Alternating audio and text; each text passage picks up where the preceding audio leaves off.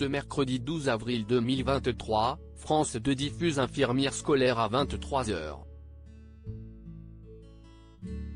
Ce documentaire social inédit suit Melissa Catanoso, qui accueille des collégiens dans son infirmerie et les aide à penser leurs blessures physiques et psychologiques. L'adolescence. Cette phase délicate par laquelle nous sommes tous passés et qui a en partie forgé les bases de ce que nous sommes. Une période pas toujours facile. Melissa Catanoso en est consciente.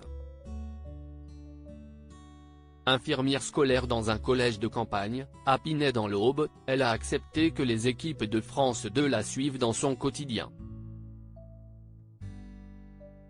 Mercredi 12 avril 2023, la deuxième chaîne diffuse Infirmière scolaire à partir de 23h.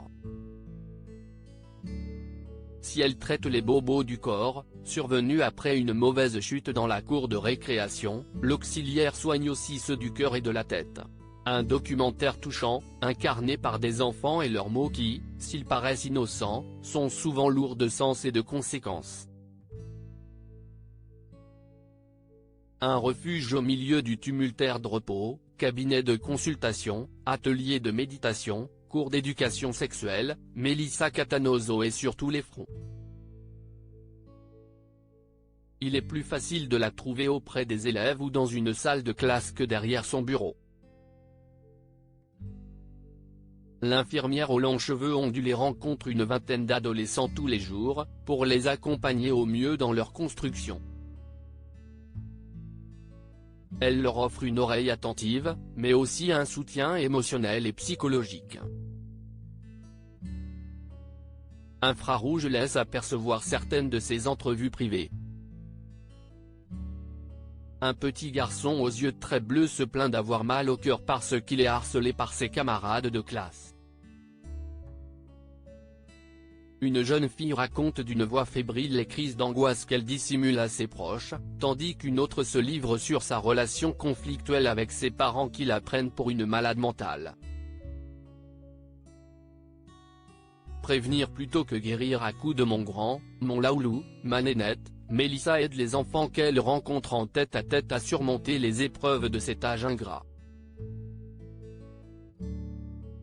Le cœur a toujours mal quand on ne dit pas les choses, leur explique-t-elle. Alors il faut parler, sans honte et sans tabou. Mais lorsque les mots ne suffisent pas, elle n'hésite pas à passer à l'action. Les caméras la suivent dans des campagnes de sensibilisation au harcèlement scolaire, à l'homophobie ou au suicide.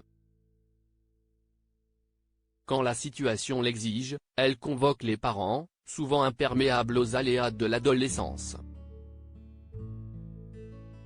Une médiatrice indispensable, pour faire la liaison entre deux mondes. Nostalgie et amertume se côtoient au visionnage de ce tendre documentaire qui explore, rien de moins que l'apprentissage de la vie. À lire aussi derrière les barreaux, l'école, France 2, comment une directrice d'école en prison tire ses élèves vers le haut.